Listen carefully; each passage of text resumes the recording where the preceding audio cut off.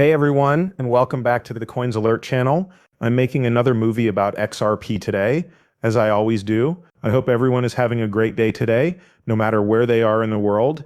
Let's talk about XRP. To begin, I have to read this from XRP Insights. You should know that on July 9th, the US Senate will talk about whether cryptocurrencies like XRP are securities or digital goods. There will be more witnesses, and Brad Garlinghouse, CEO of Ripple, will be there. This week, it will happen. I can't wait to hear what news comes out of this, and it could also be very good for XRP. You should think about how they will split crypto soon when rules start to come in. That's why joke coins are likely going away. Most of them. I also think we'll have a few meme coins left over. Most likely Doge, Pepe, and maybe a few others. It's likely that Trump coins will still be around. Most of the time, though, once rules are in place, people won't be making coins and pulling the rug out from under each other. But this will also make XRP stronger as a utility token if it has value and a use case in the real world. Ripple has released a new engine that will help the XRP ledger's progress in DeFi and AI. As I already said, AI is beginning to gain speed on the XRP system. It's going to slow down. It's build and go, and it's pair revolution. Ripple announced a strategic collaboration incubator and a program called donde that is meant to help as the business blockchain company works harder to bring blockchain solutions to the real world from Singapore. It will start in September 2025 and run twice a year. The XRP Ledger Accelerator will help startups and business innovation teams work on tokenization, institutional DeFi, and AI blockchain use cases. The 12-week hybrid program will give you access to Ripple's ecosystem of investors and partners, as well as up to $200,000 in non-equity funds and advice from experts in the field. But pay attention to what they're building: systemic tokenization, DeFi, and AI. Institutions will be able to use the XRP system.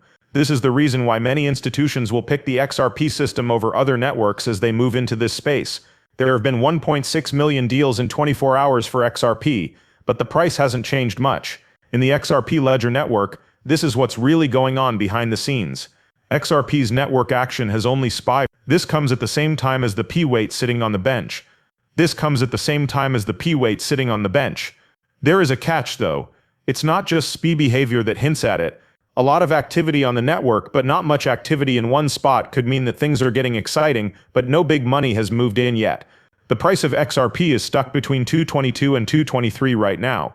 Every rise might end here until it breaks through these levels. However, XRP is still slowly going up right now. Since June, higher lows have been shown on technical charts, making a wedge shape. It's possible that a breakout is close if buying picks up. This would make things very unpredictable very quickly. Why are there more deals now?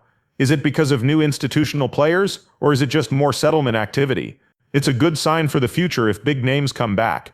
Okay, I've seen some people say that the XRP record might be being stressed out because of all this activity before something big goes live. We have no idea. I did notice, though, that the price of XRP starts to go up when the volume on the XRP record starts to rise. This usually happens within a few days. What will happen now? No one knows for sure until it happens. But people always want to know why prices don't change despite all this. A lot of what's going on is making statements. And some people think that the price should go up when good news comes out. It's just news. It doesn't have any worth. And since the deals are getting bigger, this could lead to real value. Goldman Sachs' global head of digital assets, Matthew McDermott, is interested in how things can be used and making tokens. Listen to this. When you want to get the most out of your margin allocation, being able to tokenize stocks, money market funds, and other types of assets becomes very important. After that, there's a lot more usefulness in and around that. That's why tokenization has been a big deal for us. We have a lot of projects going on at the moment. And we saw this morning that BlackRock had clearly tokenized their $40 billion money market fund, which has about $150 billion in open balances. As we think about our projects, one of which is in that area, we're really thinking about how useful it is for institutional use as it starts to really scale up and make markets that are big and liquid. As all of this is going on, you have to wonder if all of these companies are interested in tokenization and utility. For example, BlackRock is interested in tokenization and utility, and JP Morgan is interested in tokenization and utility. What will happen to Bitcoin after this? Bitcoin will be turned into tokens. That's a given. However, where does the money come from that is buying Bitcoin as these big businesses start to use it? Because you could buy something and hold on to it in the hopes that its value goes up, or you could put that value into other things and networks, such as the XRP ledger, the XDC network, and many others. In light of this, I believe that XRP and other utility-based cryptocurrencies hold the key to the future. What everyone is going to look at is in your hands. Also, don't forget that Goldman Sachs helped fund Ripple. The XRP ledger is already being looked at. If you put money into Ripple early on and know that they're making a cryptocurrency that will move value around the world, you won't go out and make a Bitcoin hoard. You're going to make an XRP fund, at the very least. This one was also kind of shocking, but not too shocking. Loans for college are the next big thing. Listen to this. It's better, faster, and cheaper to put student loans on the chain. The market for student loans is worth $3 trillion.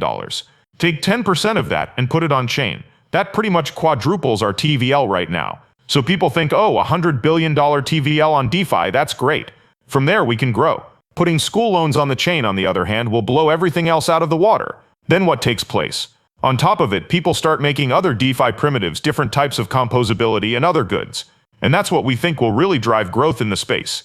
And that is also coming. There will be a blockchain that holds everything, even the debt. These things will be turned into tokenized assets that can be used across the blockchain. That's how everything will go from now on. The real wealth is not in tokenized goods, but in the rules that govern them. The doors to the new economy are XRP, XLM, and the communities they power. The person who manages these gateways will be in charge of the next financial era. That's what it all comes down to. What people are making is not valuable. To put it another way, the real value is what will move the value of a Lamborghini or cash. What kind of network is taking care of all that data? That's why I always told you, you hold the future. If you own XRP, you're keeping wealth that will last for generations.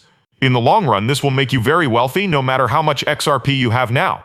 Put it to work for you as long as you hold on to it and build on top of it. You can make a kingdom and it won't just fall apart. Every year, trillions of dollars will move across. East Coast, This means that DBS thinks Ripple is worth $11.3 billion before its possible IPO in 2026. Brad Garlinghouse and Chris Larsson, on the other hand, don't seem interested in going public anytime soon. And I think this price is way too low because other people have said that Ripple should be worth about $100 billion right now. To be honest, I think $20 billion is way too little. I mean, look at what Ripple is doing, the growth and spread that is never ending around both Ripple and XRP. I'm sure that if Ripple ever does an IPO, it will be good for people who own XRP. If you don't need money, why would you do an IPO? Ripple doesn't need to go public because they have enough value and cash on hand. The head of the ECB most recently said that stablecoins could lead to the privatization of money. Calls for global regulation before acceptance picks up speed. The ECB doesn't want to give up its power. That's what this is all about. They are now beginning to notice the change. Other EU countries don't want to have a central bank digital currency either. They want their own coin that is safe. It is important for everyone to have an equal chance. That's the bottom line. The United States was the first country to oppose a CBDC. People in other parts of the world are aware of this. They also no longer want a CBDC.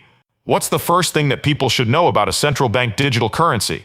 They should know that it's meant to control people. They might not let you get your money. The money is only good for a certain amount of time.